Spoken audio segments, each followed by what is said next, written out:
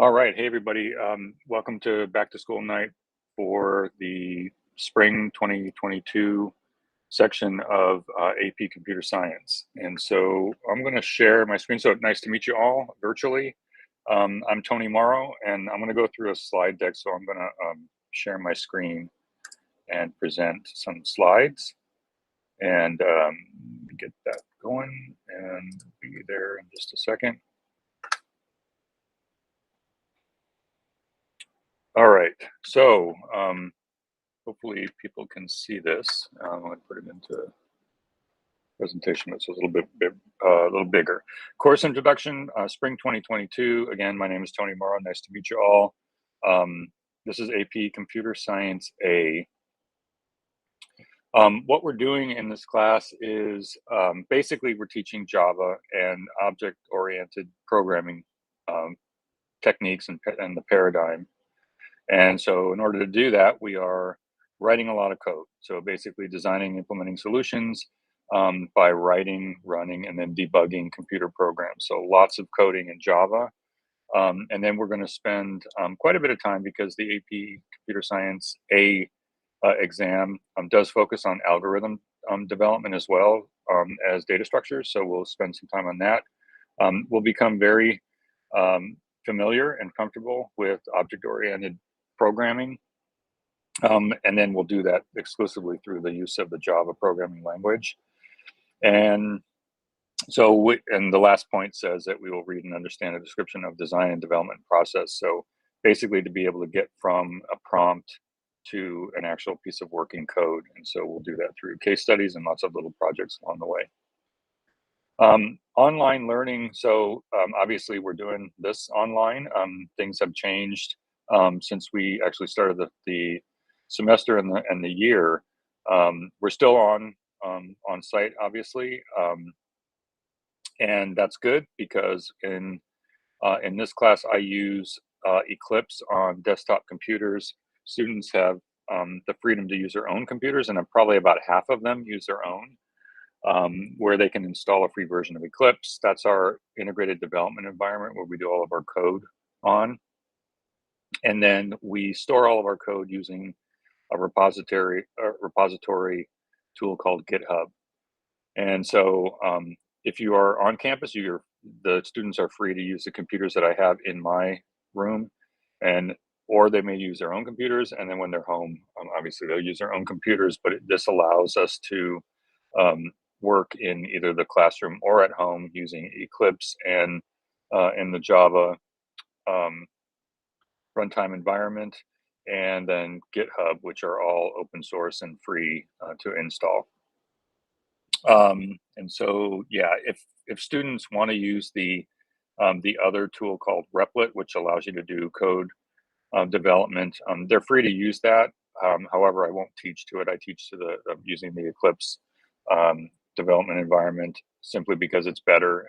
Doesn't have it has better debugging capabilities, and it's more legitimate essentially in terms of its use in industry.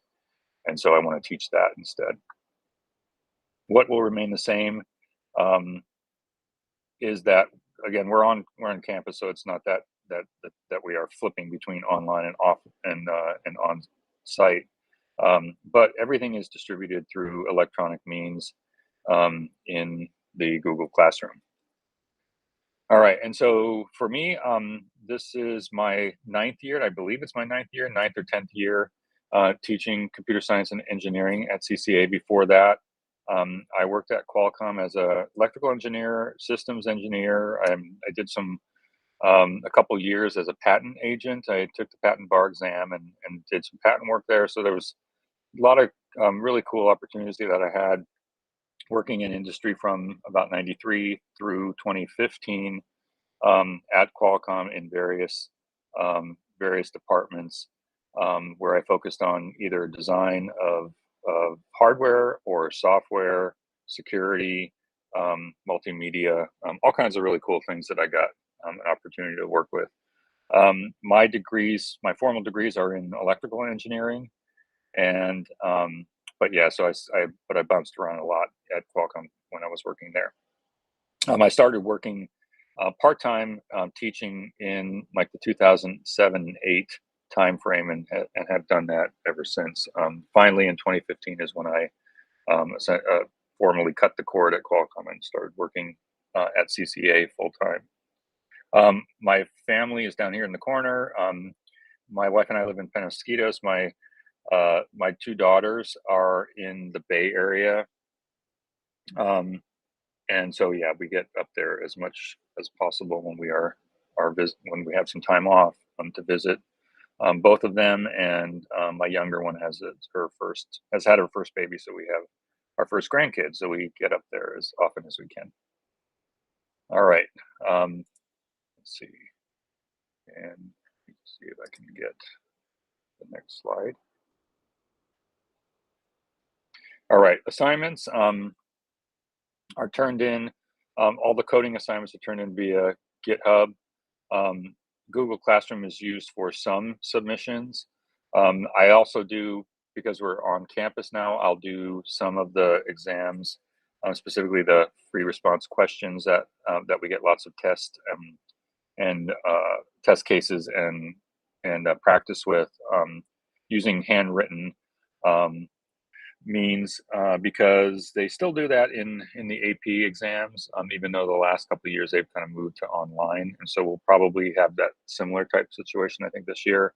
But I'll kind of flip back and forth, and so we'll either be doing stuff with the computer or via longhand and writing it. My class procedures are very structured. They come in, we do a warm up, a little coding exercise, a little challenge with coding, and then I will give some instruction on what we're covering that day, code examples, or I'm going through some concepts or demonstrating something. And then they usually have some time in class to work on their coding assignments or their labs. As far as homework is concerned, it really is dependent upon how productive the student is, and maybe how much prior knowledge of Java that they have. They may be able to get through the stuff really quickly. Others might struggle a little bit and have to do some work at home. So I expect that there's homework to do. We move really fast in this class, mainly because there's a lot of material to cover, and we need to be ready for the exam in the beginning of May, because that's when all of the AP exams hit. And even though it's not until 1 or 2 weeks into May, I think I have the date on these slides, their other APs are happening. And so I can't really expect that they're going to be available. All the kids will be available at that time. So I try to wrap everything up by the end of April, so we're ready for the exam in May, and then we do projects from that point on. The typical grading scale, 10%, as you know, 90% for an A, and so on. The weighting that I set up is that most of it is based on lab assessments. They will do coding, and they do participation. That's the coding challenges that we have in the beginning of the class and that they submit to me. But 80% of the grade is going to be on quizzes, what we call lab assessments, and then the actual exams that happen at the midterm and the final grading periods. I do this because this is really what they need to be able to prove competency for in the class. Projects and labs, even though lots of coding to do, I don't really want to be the coding police and make sure that they've gotten all their coding done, and that they got it and that they actually did the work themselves and didn't work with a buddy on it, or didn't scour the web for it.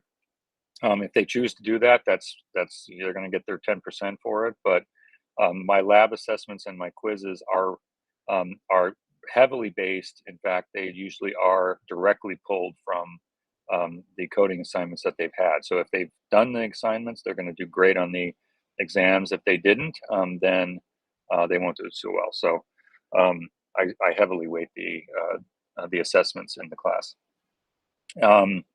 Let's see, missing work. It's kind of the normal thing. Students are expected to see me. I try to keep my grades updated as often as possible. And if they need to, if they have a grade that's entered that they don't understand, they just need to come see me and we'll work it out. So I'm not that strict on it. The exam is going to be on the 4th. Oh, so it's the first week of May, so pretty early in the afternoon. So the noon exam, not the morning one. I encourage everyone to take it. The pace of the course will be set on that assumption, so we will be ready to take that exam by the end of April. So that's why I push the kids so hard now, basically, so that we're ready by April. And then after that, we do advanced projects. I do Android application development, which is the application of Java to like mobile devices. And then last year, I actually introduced some machine learning to my class because I'm going to be teaching that course next year, next spring, as an enrichment advanced course for students who have actually finished this class for something more to do. And here is the pathways for both of our engineering and our computer science pathways on the engineering side. So I teach on both of these pathways. On the engineering side, we have an intro class. We have digital electronics, which is really popular, especially for people who want to go into computer science. You will definitely have to take a DE class, digital electronics class in college to get introduced to CPU architectures and digital design. And so it's a really good class for those who even want to be pure CS people. Then I have an advanced engineering class that I do directed study projects and internships with. On the computer science side, you guys are already at the very top of the list with computer science A. So you've done all of these introductory type courses. And I'm this little red thing down here, a new enrichment course is going to be offered. I'm going to be piloting it next year in machine learning. And I base that off of curriculum that I've developed for a company that I have called Next Stream Tech, that we do enrichment type opportunities for students when we don't have the ability to offer the class on campus. So if you're interested in that, either contact me or you can go to my website and you can see all the cool stuff that we do for more advanced type opportunities for the kids. And I think that is it. Thanks very much for listening. This is my contact information. You can send me email. It's probably the best way to get to me. But here is my number with my phone extension. But again, if you email me, I will definitely get back to you as soon as I can because I monitor that pretty frequently. If you want to be part of the Google Classroom, you can add yourself. I think you can automatically add in, or just get with me and shoot me an email and I will get you added in. All right. Well, thanks everybody for listening. And if you have any questions or need clarification on anything, please feel free to reach out to me and have a great night.